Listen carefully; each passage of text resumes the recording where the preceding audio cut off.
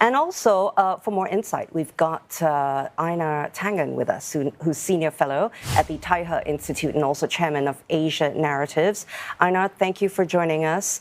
First of all, why don't I just ask a very general question? Were there any surprises for you in all the various issues that Mr. Wang covered today? What stood out? Two things. One, calling out the United States in very simple terms for not practicing what they preach. And then the last part, the messaging part, this idea that China is trying to spread its stories as some sort of understanding of universal values, shared values, etc. That was something new. All right. Several security issues were also raised during the briefing, and I know that you're very familiar with Olivia. You heard her do the whole rap there. Was there anything strong in terms of a signal that you heard that China could potentially play a role as mediator in any of the geopolitical tensions, the main ones that are ongoing in the world today? I'm sorry, I missed some of Olivia's comments. I think what's important here is to understand the difference in approach.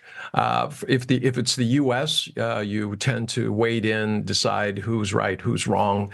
Those who are wrong are labeled terrorists or against the world, and then you try to bomb them into submission. That hasn't worked very well.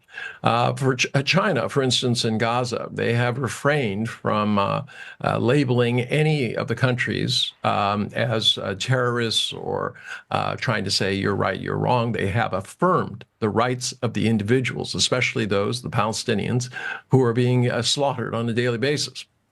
And the reason is their sense is this is going to have to be settled diplomatically. And it's very hard to invite somebody to the table once you've labeled them a terrorist organization. So despite all the actions in there, China's idea is that you bring people to the table. There has to be a long-lasting solution. It has to be by consensus of all those involved in order to be somewhat permanent.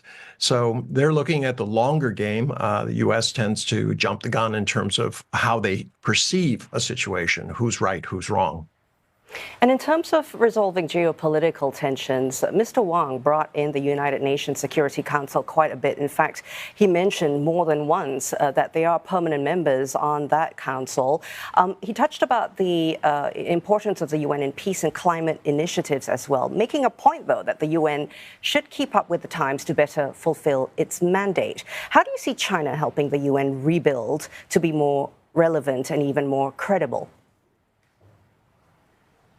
Well, a lot is going to depend on the U.S. elections. If Donald Trump gets in, it's possible that he might leave the UN, also the Grand Alliance, and NATO. He's very much nativist, and he believes that, America first, and everyone else has to figure out their own situation. China is on the other side of that. They believe that WTO should be working, and that the UN should be fulfilling its role as a mediator of conflicts. Trying to not only conflicts, but to address, huge issues like climate change. These are things that have to be done. There's no point trying to create a new entity to do this. But the question becomes, how do you reform the UN so that you don't have, a small group of countries continually vetoing things based on their political perceptions. So it's a work in progress. China says they want to be within the process. They've done that a lot. They've understand the value of working the details, trying to figure out how this can all come together. But once again, it's always going to be about consensus for China. And the question is, how do you get there when some actors don't believe that there is a consensus, that it's simply you're either right or wrong? Let's touch on technology. No doubt the United States has some mistrust with continued restrictions on Chinese tech. But China, as we just heard in the last 2 hours, seems to have a plan for using technology responsibly, especially in this AI era. How can China lead in initiatives to keep AI safe and a force for good? These are just 2 of 3 guiding principles that Mr. Wang brought up just now. Well, a safe means that you have to have a global compact. Nations have to come together and understand what their responsibilities as governments are. Back in 2013, Xi introduced the idea of a sovereign internet, that countries needed to be responsible for information that was coming into their countries and also information that was going out. This was a precursor to understanding today's complex environment. Back then, a lot of people said, oh, he's against the internet. Today, we already see that countries are moving in that direction.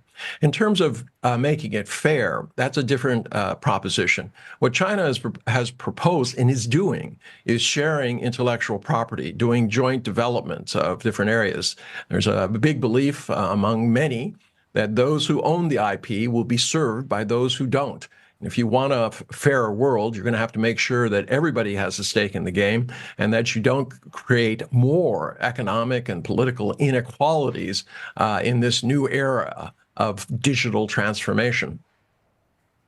Einar, the foreign minister also expanded on China's vision to support countries in the global south and those in Africa as well. I just want to know whether those visions are really being very closely watched by all these countries, and they see this as a sign that they could perhaps tap on China's potential right now. Well, I think if you look at the Belt and Road Initiative at the 10-year anniversary, 152 countries showed up. There's only 200 countries in the world. It gives you a very clear indication that people are very interested in how China is implementing all of these relationships and principles that they've talked about. And clearly, they do believe it. I mean, if you look at the United Arab Emirates, they have doubled down. They are a country that has a yuan clearinghouse. They're doing yuan bonds. They are very, very actively involved in a trade, but they're also doing it on the U.S. side. There's not a question of a choice.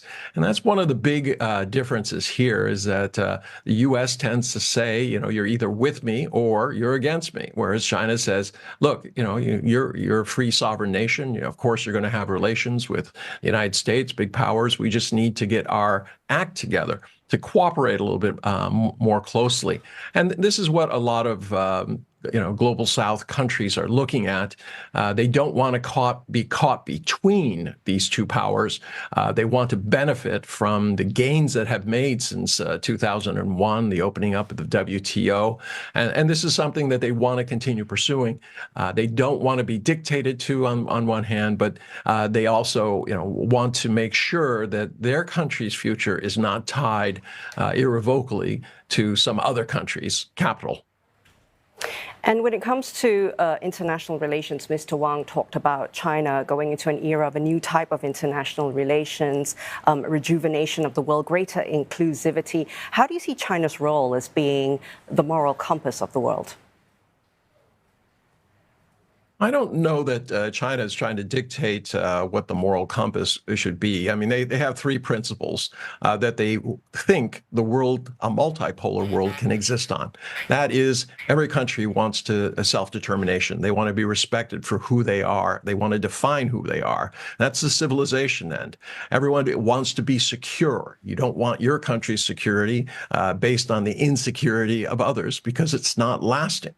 And finally, development. Every country is trying to do better for its people. So I do think that these are fairly universal in terms of their values. I don't think it's a moral compass. I think it's a very humanistic, pragmatic one, and perhaps one, if the rest of the world embraces it, it would form the basis of an international order. And as I said, based on consensus rather than conformity.